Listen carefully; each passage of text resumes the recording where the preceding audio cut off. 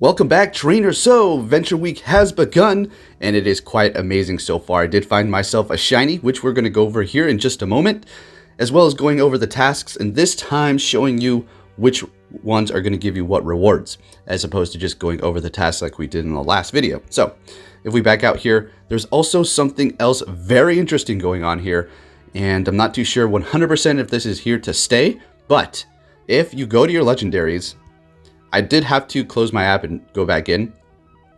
The new attack is only going to cost you 25 candies now as opposed to 75.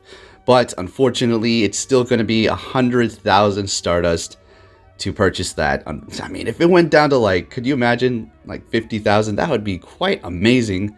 But 100,000 is still pretty steep. As far as I'm concerned, the candy cut, is pretty nice. They're taking off a good chunk, but that's still going to be... My main concern is still the Stardust. If they cut the Stardust cost but left it at 75 candies, I would be happy with that. But I guess, better than nothing, right? So there is that bit of information there. Now, if we go ahead and go to recents, and we do have partly cloudy weather, and it's amazing. It's like, it really was hard for me to stop the grind, just in case the weather did change, because partly cloudy, rock types are boosted, higher chances of good IVs and higher CP. So yeah, but that's all right. Got to bring you guys the news as quick as possible here. So we were able to get the Geodude right off the bat here. Yeah, it's not the shiny I was looking for, but it's better than nothing. And I go plussed it, so that's pretty nice. Off to a good start, I suppose. I have this little theory on, if I get a shiny right off the bat from the start of the day, then I kind of like burnt off my shiny luck. But there are a whole lot of spawns of Laleep, Anorith, and everything else in between that's regarding rock types. Something that is going to be a little bit rare in the wild, personally for me, that I haven't seen so much going out grinding for about 2 hours, is going to be the Onix. Those ones seem to be a bit elusive, but they are going to be in raids, and the one that I do have here was from a raid, and we're going to be taking a look at me going up against one using just one Roserade and Leafeon. So it was pretty nice. Powered up the Leafeon a little bit, didn't completely max it out. It's going to be at 13 IVs on that Leafeon, so pretty neat. I am still yet to test out the magnetic lure.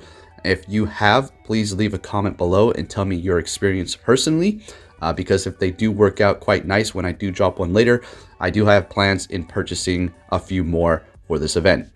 With that said, let's go ahead and get into the tasks to see what we have going on as far as the rewards. We went over them yesterday, but now we can see which ones are going to be paying out what Pokemon, as well as a few items too. So let's go ahead and check that out now. All right, so starting it off with the first one, we have Catch 5 Aeron for a metal coat, which makes sense seeing that Onix is now going to be shiny, and some people may not have that metal coat on hand, and so they'll be able to have access to that at an easier rate there. And then the next one is going to be Evolve a Laleep and Anorith for a Onix, which in fact can be shiny. So those are going to be very sought after. I would assume probably one of the higher ones on the list, because I did do a poll on Twitter asking people which shiny they're most excited for, Laleep, Onix, or Anorith, and pretty much nobody picked Anorith.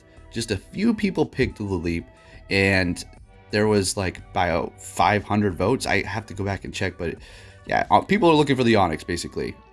And then the next one is going to be Hatch 2 Eggs for a Laleep, which is quite nice as well. I'm going to be looking for that the most personally, and obviously you'll have a shiny chance for that too. And you could also be rewarded with a rare candy on that, looks like. And then we have Spin 2 Pokestops you haven't visited before for a Shieldon. So there are rumors that this is going to possibly become a shiny in Dortmund, but not too sure about what that is all about. So moving on here, we have Spin 25 Pokestops for a Cranidos. So that's going to be pretty nice as well. It's not going to be so difficult if you do have Pokestops in your area. Those are not going to be new ones. Those are just spin any Pokestops. So say you have an area with 10 of them. You do a loop, you spin all 10, they refresh, you spin them again, and you can keep hitting them until you hit that 25 Pokestop. All right.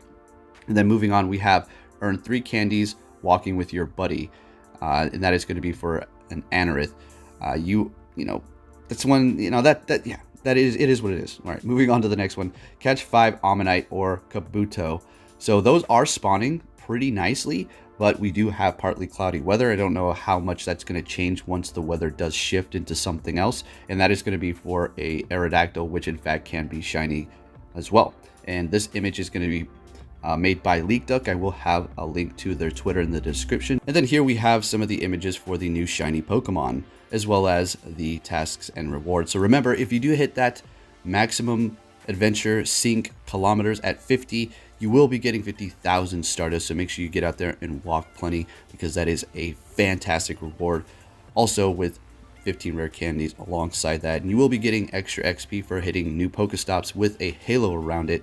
And somebody was asking or questioning whether or not the halos can in fact return if you did hit that Pokestop after a certain amount of time, and yes, they can. I'm not too sure on the time frame on which that's going to be. It's not going to be a week or 2 weeks. It's going to take a while for that halo to return, so it's going to be better off for you to just go to an area that you've never hit Pokestops before, turn on a lucky egg, and just go to town, get as much XP as you personally can.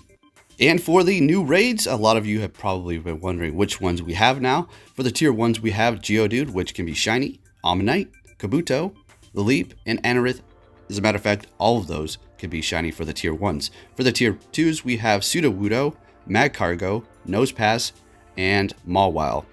The only one that can be shiny out of all of those is going to be Mawile. For the tier 3 raids, we have Onix, Aerodactyl, Shuckle, Solrock, and Lunatone. And I forgot to mention that you should be tapping on those obviously too, because Solrock and Lunatone are rock types, so they may have an increased, spawn chance in the wild, although I haven't seen any of them while I was out there grinding for the 2 hours. So keep an eye out for those. Those can be shiny. So all of the tier 3 raids can be shiny. For the tier 4 raids, we have Alolan Marowak, Rhyhorn, Tyranitar, Aggron, and Absol. So the only ones that can be shiny out of those are going to be Absol and the Alolan Marowak. Then, of course, for the legendary raid, we have Cresselia, which can be shiny. And then the EX raid is going to be Deoxys. So there you have it for the new raids. And with that said, trainers, I'd like to say thank you for watching. If you enjoyed this video and the information that I do bring, please give it a big thumbs up. I'll make sure to keep you posted on any other information that does come out, and these shinies that I do catch, because if I get a shiny Lilip, well, I'm going to make a video all about it. So, good luck out there, trainers, and I'll be catching you all next time. Take care.